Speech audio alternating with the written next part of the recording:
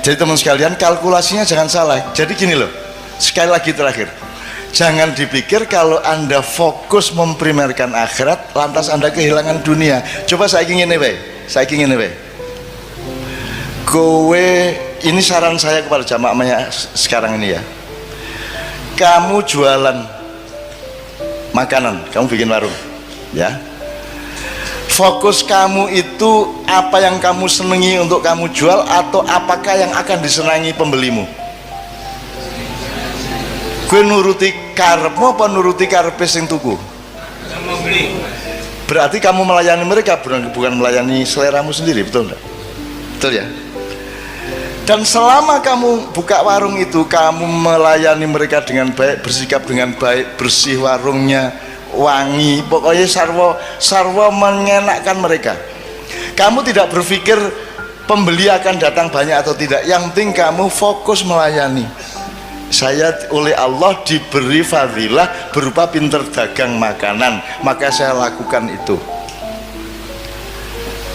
Sementara nek kue fokusit ila dunya, biar carane ngemplang, ya ta? Tuku teh nek ning warung ki wis diudak, wis diracikke, nek nang McDonald kan kuwi mung disuguhi cangkir karo banyu panas, terus teh seleke lepeke njur kuwi kon ngene dhewe.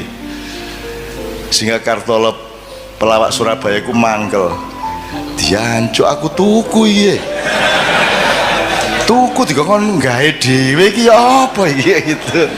Itu makin modern makin pelit mas.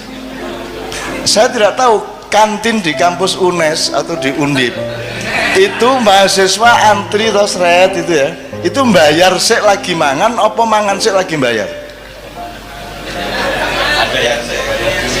Kalau bayar dulu berarti peradaban kita anjlok seanjlok-anjloknya. Berarti manusia saling tidak percaya secara sangat serius satu sama lain. Saya dulu pernah menulis di salah satu buku Silit Sang Kiai yaitu Mbah Wongso. Mbah Wongso itu kalau malam pokoknya mulai barisa dia wis lungguh ning pojok Wiro Brajan kae ya. Pokok iki mikul saka ngomas iki kuno ini pikulannya di tengah, ditaruhin kompor sama meja, terus ini nggone panganan-panganan, sego-sego kucing, kene jajan-jajan sak piturute, terus kompor gelas di sekitar dia. Jadi dia semalaman duduk di situ, tidak bisa berdiri. Terus nanti jam 10 bengi kan dia wis ngantuk, wong wis tuwa. Dadi engko dhek teh kalih Pak, nggih. Terus dhek ngeracik uruk-uruk ngantuk. Terus engko tangi meneh. Terus ngesoki panas iki banyu panas ungep kayak disoki sret. Tengah-tengah ngesoki mengantuk mas. Terus sampai tumpah dari gelasnya itu nyiprat nang pupune lagi dhek tangi meneh ngono kae. Pokoknya nek arep ndelok hiburan gratis pokoke nang Mbah Wongso. Iki mesti ngontak ngantuk, mesti nginang ngene kae mergo kecipratan kuwi. Bagaimana orang jualan ngantuk semalaman dan dia tidak mengontrol tempenya habis berapa, Pak itu tadi ngabisin kerupuk berapa dan seterusnya, dia tidak mengontrol. Saya hidup ini tidak untuk berjualan atau mencari laba. Saya hidup ini menjalankan dharma bakti saya sebagai hamba Allah. Aku iso ngene iki tak lakoni ngene iki kanthi tenanan. Perkara kamu bilang makan tempe telu kok ngaku siji, kowe kerupuk 14 ngaku ming 4. Aku duwe kanca biyen kerupuk seneng banget deh. Dadi nek hitung-hitungan lem nasi berapa? 2,5. Teh 2. Kerupuk 19. Wah kayak mangan kerupuk. Dan itu saya zaman aku kaya sak umur gue ya padha wae melarat aku dibanding gue saiki. Gue iso tuku pulsa biyen ra ono. Jadi ada namanya warung Gua Hirok di Jogja itu. Kita sebut yang menyebut Gua Hirok itu saya mergo ning nggon cedak beteng kae ono sak kluwekan niku dodol tahu guling. Apa tahu guling? Ya tahu guling. Semacam tahu lontong kalau Jawa Timur. Saya sama teman-teman seniman makan tahu guling 3, apa kerupuk berapa, tempe berapa, teh berapa, kopi berapa. Terus Bu sampun Bu, jam 2 bengi kae. Nggih nak, napa mawon niki tahu gulungnya sekawan. Nggih. Teh panase sekawan tambah kopi kalih. Nggih. Tempene wau pira-pira 7 nggih. Kerupuke 20 nggih gitu ya. Pokoke nggih. Mpun, pinten Bu? Napa wau?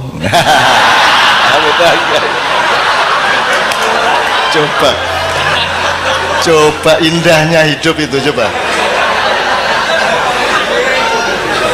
Wah, itu saya ingat sampai sekarang ya Allah, indahnya coba. Leku diri ngitung gue ya. Pinten Bu, nopo wau? Aduh ngitung meneh. Coba itu belajar apa ya? Belajar bagaimana kesabaran itu menjadi nikmat bagimu. Bagaimana kearifan itu menjadi nikmat bagimu. Sekarang ini kan Anda dikotomis. Kalau kesabaran berarti tidak enak, betul lah? Kalau melarat berarti sengsara. Itu salah kamu.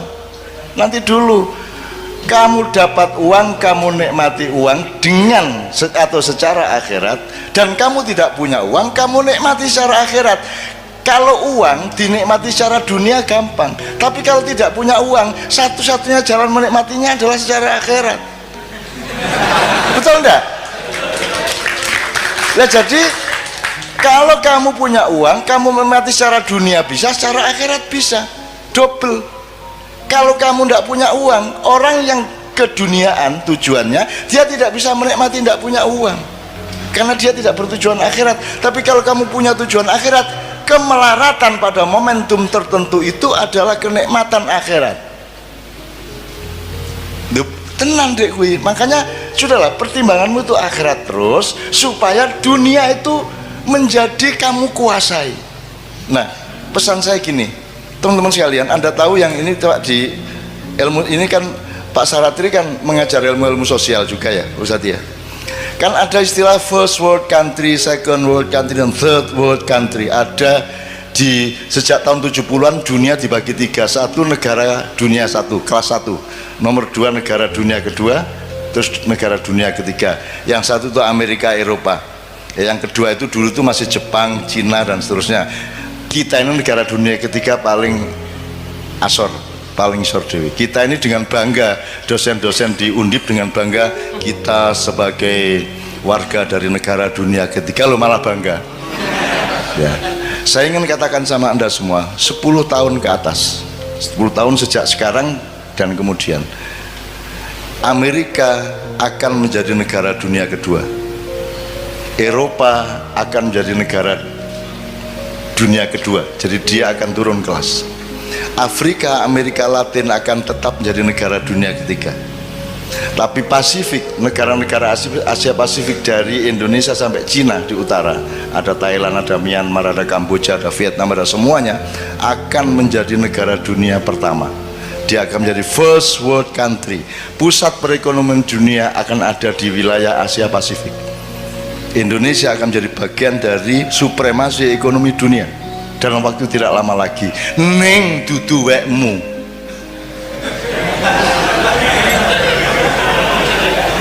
Weke Cina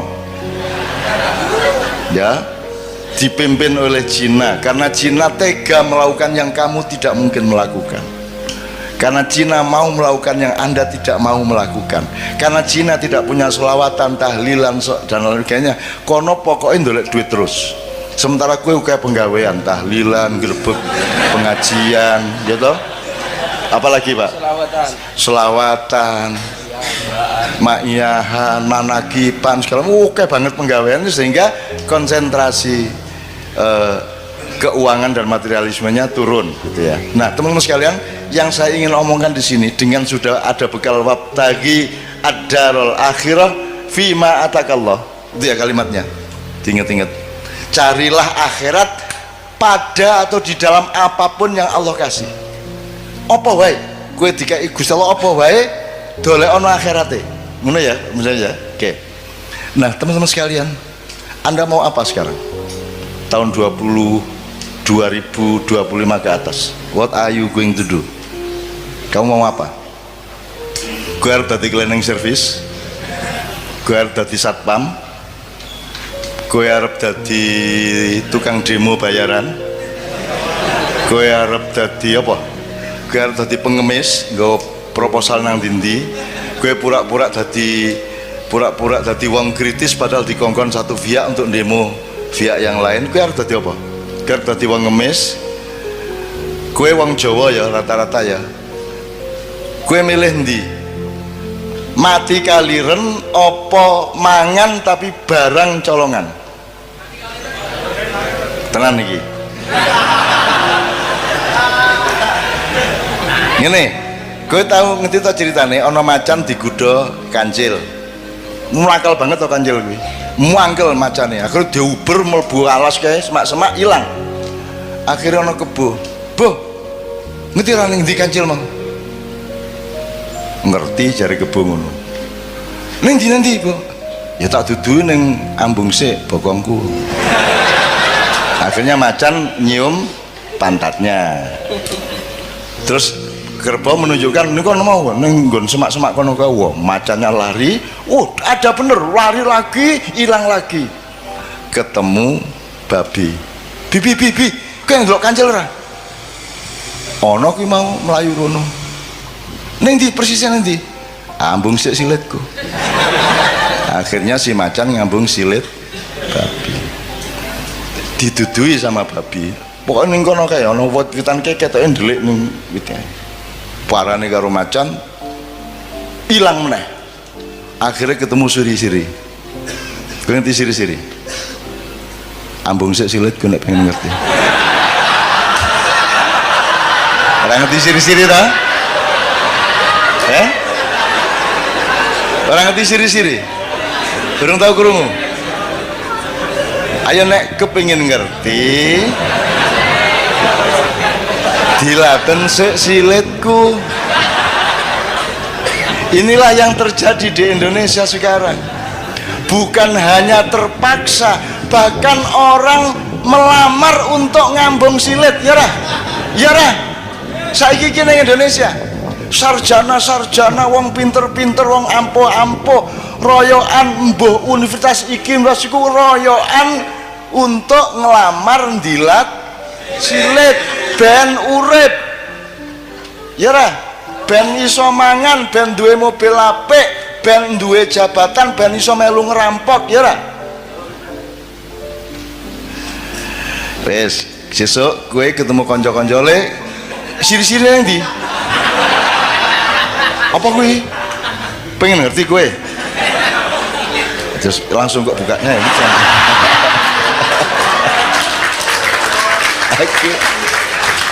Aku duwe kayak banget ngono-ngono kuwi. Aku duwe kanca Pak Muzamil, orang Malang, Bang, dipecat. Dia kepala sekolah dipecat coba oleh kepala dinas gara-gara dia memainkan permainan saya. Jadi saya itu pernah tahun 76, Anda belum lahir. Saya itu menjadi juri lomba drama 5 kota sebanyak 53 grup, tiap malam nonton sampai jam 3 pagi, masing-masing 3 grup. Itu 3 minggu penuh saya tiap malam ngelembur nonton tuh. Lah kesel tuh Mas, susah aku lah ya iseng-iseng gak hiburan. Jadi kira-kira minggu kedua aku bilang panitia ini saya mau ngomong serius ini. Saya tadi kan capek, saya pulang ke Jombang dari Surabaya, saya nemu pistol. Ini kan bahaya ini. Tapi ini gimana baiknya? Pistolnya saya apakan? Loh, yuk pistolnya. Saya ini tolong dicari dulu, saya apakan ini? Apa saya serahkan polisi, tentara, atau tolong diantar saya nggak mau bawa pistol kemana-mana. Itu. Wah, akhirnya mereka rapat Mas, panitia, terus takonang kodim, takonang Kapolres segala macam. Wah, pokoknya sampai sore mereka belum bisa jawab. Menjelang maghrib mereka datang. Cak, ini sudah kita cari jalan. Pokoknya nanti petugas-petugas itu akan rombongan ke sini untuk ngambil pistolnya. Dit ya, tenan ya. Kowe gelem tak kandhani pistole. Ya. Ini aja rame-rame ya. Aja sapa ngerti ya. Terus tasku tak jupuk ning jero tas ngene iki. Ngadep rono sik, ngadep rono sik. Terus tak jupuk ngene iki. Aku ngambal pistol cilik ning ngene iki. Nganggo pulpen iki lho. iki wis tulen bajingan asu. seneng aku urip ora duwe ngono-ngono gak ngopo kowe iki ya. Kono do ngapusi wong kono. Oke, jadi fatwa saya terakhir, kalau ini boleh disebut fatwa ya, anjuran untuk anak-anakku ya. Anda akan menghadapi dunia yang sangat serius di mana Indonesia akan ikut moncer. Pertanian akan maju tapi bukan milik petani. Petaninya tidak ada yang petani tapi buruh tani. Pemiliknya adalah konglomerat. Semua gedung yang tinggi hanya 1-5% yang bukan milik asing. Semua mesin materialisme, mesin kapitalisme semua milik mereka. Sekarang teman-teman sekalian, Anda mau apa? Mau bunuh mereka? Mau berontak? Kalau sekarang saya mengajak Anda memberontak, harap tahu dua hal. Satu, kalau kita sekarang melakukan perombakan besar-besaran ke Indonesia seperti 1998 ya, sekarang yang terjadi adalah perang horizontal. Rakyat akan bentur sendiri antara kelompok A dengan kelompok B di kalangan umat Islam sendiri, betul enggak? Nah, jadi tidak mungkin saya lakukan itu. Nomor dua, andaikan saya melakukan perombakan atas Indonesia, aku orang ngejak kowe wis angel-angel maknyahan tetap melarat ke ngene, mosok tajak revolusi. Nek jen aku arep ngono kuwi, aku nek di perintah karo Allah tak tandangane dhewe. 98 aku tandang dhewe. Aku ngunggahke Gus Dur dhewe. Dengan memastikan kemenangan Gus Dur karena dipilih oleh P3 dan Golkar, dan saya yang menempuh langsung ke Akbar Tanjung maupun ke Hamzah Has pada waktu itu. Dan seterusnya. Bahkan saya juga evakuasi Gus Dur begitu dipecat oleh Pak Amin Rais. Pak Amin Rois. Gus Dur nyebutnya Rois. Dan seterusnya lah. Artinya saya tidak melihat bahwa saya perlu membawa Anda untuk perjuangan dunia.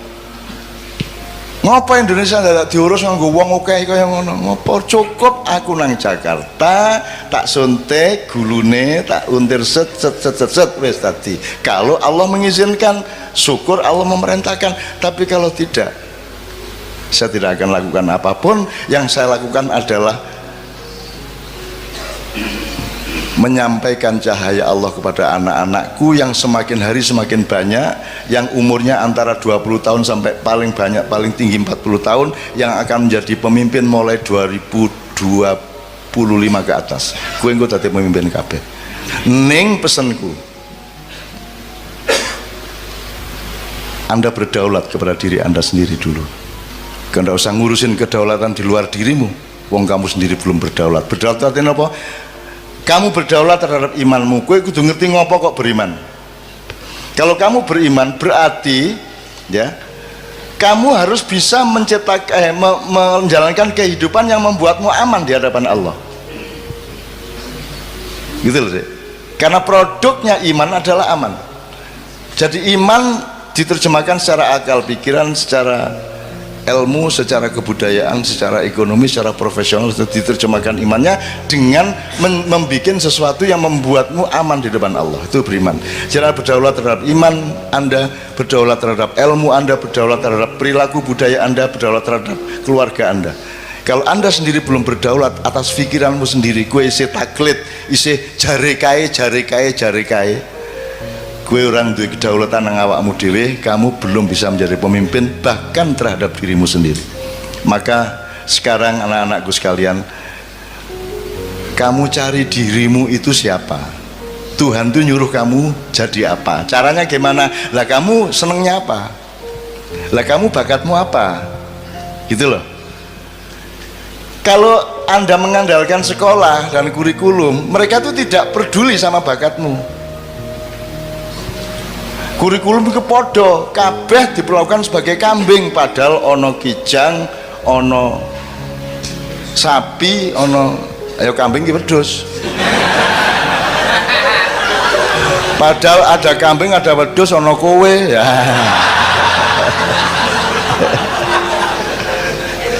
Maksud saya, mencari dirimu sendiri itu maknanya jangan muluk-muluk.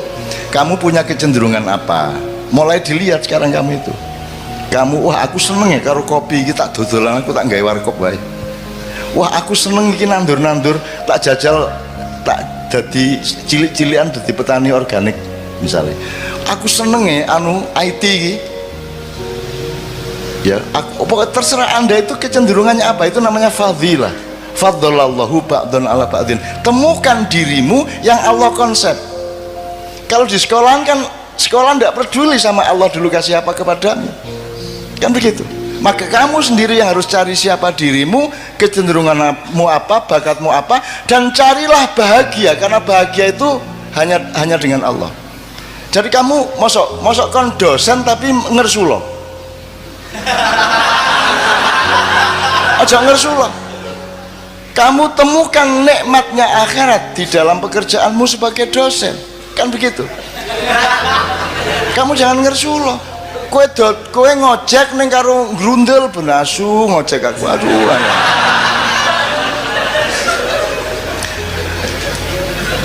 Teman-teman sekalian, kemarin saya diceritai oleh Sabrang, di Jepang itu ada orang yang 40 tahun lebih itu dia kerjaannya melipat-lipat kertas origami itu loh, gawe manuk, gawe perahu, gawe apa loh. Jadi petang ngunang terus deh. Kan iki ngopo to iki? Bendino ngelipat kertas apa to gunane apa gitu ya. Anda tidak tahu itu thariqat, itu ketekunan. Lakukan saja apa yang Allah fima atakallah, yang Allah kasih kepadamu itu lakukan dengan istiqomah, sungguh-sungguh, tekun total sampai kamu jadi ahli yang kamu lakukan itu. Nek kue dodolan soto, kue ahli soto. Nanti ketika Indonesia menjadi negara dunia ke-1, kamu adalah pakar, kamu direktur atas hidupmu sendiri. Kamu dibutuhkan oleh konglomerat, bahkan kamu akan jadi konglomerat. Dan tidak apa-apa menjadi konglomerat asal kamu temukan nikmatnya akhirat di dalam konglomerasi yang kamu jalani. Gitu loh deh. Temukan sekarang bakatmu apa. Saya ini tidak masuk rak buku di Gramedia. Bukuku ekonomi ra cocok, sosial ra cocok, budaya ra cocok, agama ra cocok, ora ono. Akhire kudu gawe lemari dhewe ya ora. Aku parpol ra cocok, ormas ra cocok, kiai ra cocok, kabeh ra cocok, akhirnya aku gawe kursi dhewe. Dan saya bersyukur karena saya sejak kecil menciptakan kursi saya sendiri. Nyun sewu ya, saya menyembunyikan nasab saya. Karena saya tidak mau dipuji orang hanya karena saya punya nasab. Sementara kebanyakan tokoh-tokoh Indonesia menikmati nasabnya. Lahir procot, iki wis putune mbah iki, ngono ta? Gampang dadi ketua iki, gampang dadi kok mergo pancen putune mbah iki kan ngono. Aku ora duwe kursi iku. Dan seandainya ada, aku sembunyikan di belakang punggungku. Aku ingin menjadi fungsi, bukan menjadi siapa diriku. Gitu loh deh. Nah, teman-teman sekalian, temukan dirimu, temukan bakatmu dan kerjakan. Masa 5-10 tahun kamu tidak jadi pakar? Jadi misalnya Pak Ilyas, sampai dia ngerti betul dunia dosen dengan segala dimensinya, psikologi ini mahasiswa, latar belakang ekonominya mahasiswa, budayanya mahasiswa, kampus kipiye, semua dia tahu persis. Sehingga seperti origami tadi, sekarang si bapak yang si mbah yang penggaweane melipat-lipat itu digoleki NASA, karena mereka ingin bikin satelit yang efisien, yang bisa menyerap energi dari matahari tapi tidak terlalu gedabiah. Jadi harus ada lipatan-lipatan tertentu yang efisien, yang logamnya tidak terlalu berat sehingga lebih awet di angkasa. Dan itu yang bisa menguasai itu hanya seorang ahli origami. Jadi gue saiki opo tentok ke awakmu, mumpung gue isih nom, dan tekuni sampai habis. Iki tenan. Lah aku iki apa? Saya tidak menekuni bidang apa-apa karena saya bukan bidang. Saya bukan kamar. Saya bukan perabot. Aku ini ruang. Aku ini menampung semua perabot. Aku terdiri dari kamar-kamar yang bermacam-macam. Kamu jangan memasukkan aku ke dalam kamar, karena kamar itu sempit bagiku dan tidak cukup, akan pecah itu kamar untukku. ngono rek nek arep penyair ya. Ya. Maka saya tidak membutuhkan dunia ini. Karena aku disuruh menolong kalau ada yang darurat di dunia ini. Masa saya butuh dunia? Saya butuhnya Allah. Bahwa Allah kemudian menyayangi saya dengan mencuelkan dunia untuk saya, itu Allah kasih, bukan karena saya mencarinya. Dari soal istri sampai soal harta sampai soal ma'iyah, saya tidak pernah minta dan saya tidak pernah merebut dan saya tidak pernah bercita-cita. Ora tau kok, wah tak rabi karo artis ya. Ora tahu. Pokoknya dilalah acara bareng karo Kiai Kanjeng ning Senayan, buka bareng tak lamar sini wae. Atine pengen ngelamar tak lamar. Nesu to. Ki ora tau ketemu lagi pisang ngelamar wae nesu. Nah, menurut gayanya nasib dari Allah. Nek cah wedok nesu ning ati tingkat kene berarti arep dadi. Jadi nek ana cah wedok benci nang kowe, berarti nanti kalau dia mencintaimu dia akan luar biasa cintanya. Semakin dia benci kepadamu, semakin tinggi energi cintanya untukmu. Oh no. Kecuali yang tidak. Ini yang terakhir jelas ya Mas ya. Mulai besok pagi tekuni kerjaanmu, tekuni sampai kamu jadi ahli, kamu jadi pakar, kamu menguasai betul bidangmu. 10 tahun lagi kamu, kata orang Madura gini, kata orang Madura, loh saya tidak mau ngelamar-ngelamar pekerjaan, saya tidak mau jadi karyawan, kata orang Madura. Meskipun saya cuma bikin beting itu beting, saya cuma punya pabrik beting, tapi saya direkturnya.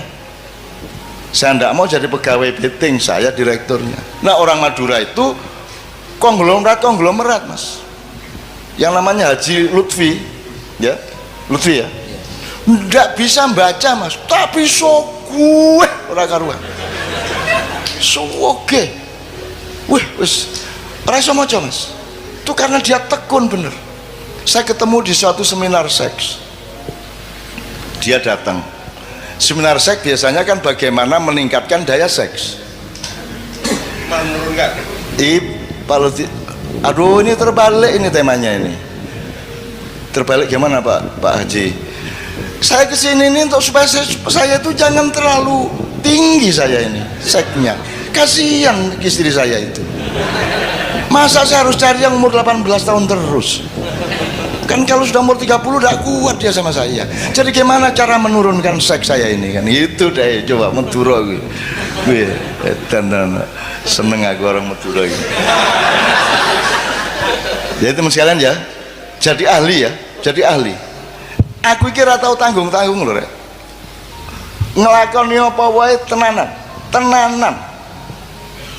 itu tidak hanya sekarang, tenanan itu diuji oleh waktu selamanya. Kita tidak tahu masa depan sama sekali, kita tidak tahu akan meninggal umur berapa, kita tidak tahu Israel akan datang ketika kita berusia berapa. Pokoknya kita lakukan terus. Nek carane wong main remi di Jawa Timur, pokok iki kartu iki nek tak tokno badi arek iki. Gepeng kaya ilir gak tak tokno kartu iki.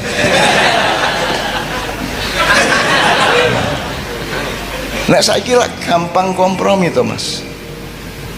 Gampang kompromi. Kemarin PDIP, terus mencalonkan diri PKB, terus mari ngono ganti meneh Nasdem, kan gitu. Pokoknya apa yang dia badi, karena dia tidak punya dirinya sendiri, dia tidak punya keistimewaan, dia tidak punya fadilah yang dikasih Allah kepada dia. Nah temukan fadilah dari Allah kepada masing-masing, maka kamu sudah dijamin oleh Allah bahwa akan aku lebihkan kebunmu asal engkau mencari aku dalam hidupmu. Ini ya, tepuk tangan untuk Allah Subhanahu wa Ta'ala. Sudah pernah ada kiai mengatakan tepuk tangan untuk Allah? Belum pernah ya. Kira-kira menurut fikih bagaimana itu? Allah tidak akan terpengaruh oleh tepuk tangan. Tepuk tangan tidak menentukan baik atau buruk. Yang menentukan adalah niatmu apa. Anda bersyukur ya toh, tepuk tangan untuk bersyukur toh, seneng toh, ya top gitu kan. Loh Mas, orang itu sering karena berpikirnya materialis dan keduniaan, yang dilihat itu barangnya, ucapannya, bukan muatannya. Gitu loh Mas. Orang tuh saking wah jos, Allah ki jos tenan, isa bangun itu Mas. Wah top tenan Allah kan gitu. Boleh ndak itu? Kalau menurut tadi itu protokoler ndak boleh. Allahu Akbar, Allahu Akbar.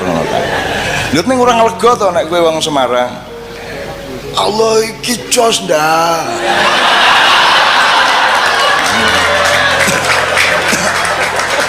Teman kita Mas Hamim Ahmad dari Gresik, adiknya disunat. Sunat iki lak macam-macam reaksinya cah cilik. Ana sing aduh ngono kan. Iki adiknya Hamim. Hamime ya kurang ajar kaya ngono kae. Disunatnya alah Gusti Allah matane.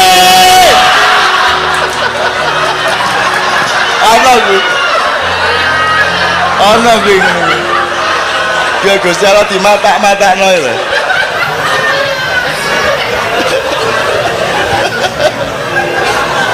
Menurut Anda Allah marah ndak?